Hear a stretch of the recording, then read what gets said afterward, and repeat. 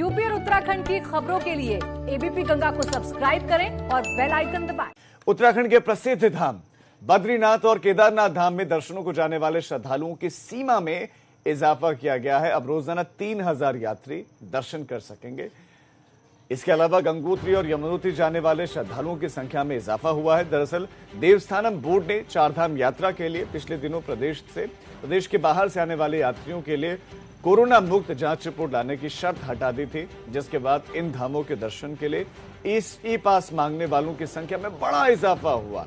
लेकिन बड़ा सवाल ये है, कोरोना संक्रमण के बीच सरकार के लिए यह चुनौती नहीं है कि बाहर से आने वाले यात्री कोरोना संक्रमण न फैलाएं, वो भी तब जब उत्तराखंड में पहले से संक्रमण दिख रहा है। सभी जिले इसे त्रस्त दिखाई दे रहे हैं। पॉजिटिव केसेस लगातार आ रहे हैं। 500 से ज्यादा केसेस फिर से आए हैं और ऐसे में इतनी छूट। विनोद हमारे संवाददाता इस खबर पर भी ज्यादा जानकारी देंगे। विनोद, देवस्थानम बोर्ड ही चूंकि अब सारे निर्णय ले रहा है, पहले पंडित पुरोहित लेते थे, जो ट्रस्ट था वो लेता था, लेकिन अब तो देवस्थानम बोर्ड निर्णय ले रहा है। इसके पीछे का कारण क्या? ये ठीक है कि जो श्रद्धालु आ रहे हैं वो दर्शन भी करना चाहेंगे, लेकिन दूसरी तरफ कहीं ना कहीं इस निर्णय से यह भी लग रहा है कि कोरोना को नजरअंदाज किया जा रहा है। जी देखिए राजीव, मैं आपको बताऊं कि करीब ऐसे 6 महीने हो गए हैं कि पूरी तरह से चारधाम यात्रा हो या तमाम अन्य पर्यटन स्थलों पर आने वाले जितने भी श्रद्धालु होते थे या पर्यटक थे वो बिल्कुल नाराज रहते थे। लेकिन अब राज्य सरकार की ओर से तमाम पर्यटनों पर आने वाले जितने भी पर्यटक हैं, श्रद्धालु हैं, उनको छूट दे दी गई है। और कोरोना संकट काल के दौरान जब राज्य सरकार ने राहत दी थी कि 2000 और 2000 से ज़्यादा लोग अब आ सकते हैं और 2000 के करीब की एक सीमा राज्य सरकार की ओर से रखी गई थी कि चार धामों में यात्रा पर प्रतिदिन आने वाले लोगों की संख्या होगी, श्रद्धालुओं की जो संख्या होगी वो 2000 होगी। लेकिन अब उस संख्या को बढ़ा दिया गया है। 1000 श्रद्धालुओं की संख्या में इजाफा कर दिया गया, यानी 3000 श्रद्धालु अब रोजाना यानी प्रतिदिन आ सकेंगे। और यही वजह है कि अब लगातार गंगोत्री हो, यमुनोत्री हो, केदारनाथ हो, बद्रीनाथ हो, तमाम जो प्रतिदिन संख्या थी श्रद्धालुओं की उसमें इजाफा किया है।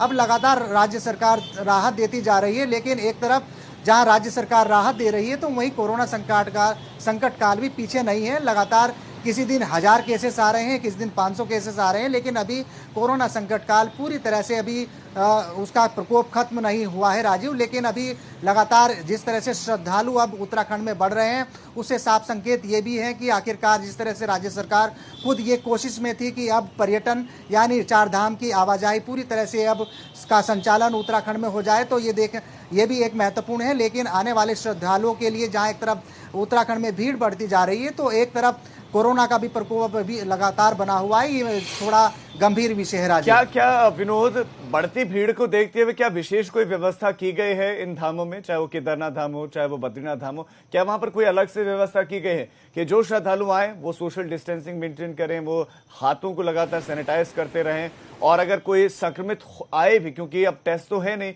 या कोई नेगेटिव सर्टिफिकेट लेकर तो जा नहीं रहा, अब वो संक्रमित हो सकता है अगर वहां पर गया हुआ है तो वो डिटेक्ट हो जाए या पता चल जाए और वो दूसरे लोगों के टच में ना आए। क्या इस तरह की व्यवस्थाएं हैं? प्रशासन तैयार है इस निर्णय के लिए?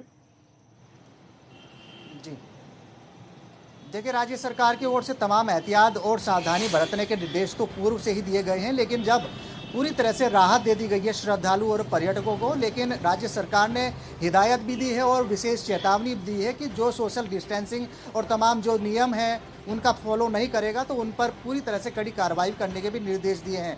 अब राज्य सरकार ने 3000 प्रतिदिन आने वाले श्रद्धालुओं की संख्या कर दी है और ऐसे में आने वाले लोगों को एक तरफ जहां कोरोना टेस्ट की प्रक्रिया पूर्व से उत्तराखंड में चल रही थी वो हटा दी है। ऐसे में कोई अब कोई भी ऐसा बाध्यता उत्तराखंड में आने वाले लोगों के लिए, पर्यटकों के लिए, श्रद्धालुओं के लिए बिल्कुल। और जब बाध्यता खत्म हो जाती है तो ऐसे में आम आदमी की जिम्मेदारी बहुत ज्यादा बढ़ जाती है। विनोद, आपका इस तमाम जानकारी के लिए धन्यवाद। और एबीपी गंगा आपसे यही अपील करा कि आपको आजादी मिली है, लेकिन आजादी अभी कोरोना से नहीं मिली है, छुटकारा कोरोना से नहीं मिला है। ऐसे में आप घूमने के मकसद से भी जा रहे हैं तो कोशिश कीजिए कि आप अपनी सुरक्षा की, अपनी सेहत की चिंता करें, सोशल डिस्टेंसिंग मेंटेन करें और हाथों को सैनिटाइज करते रहें।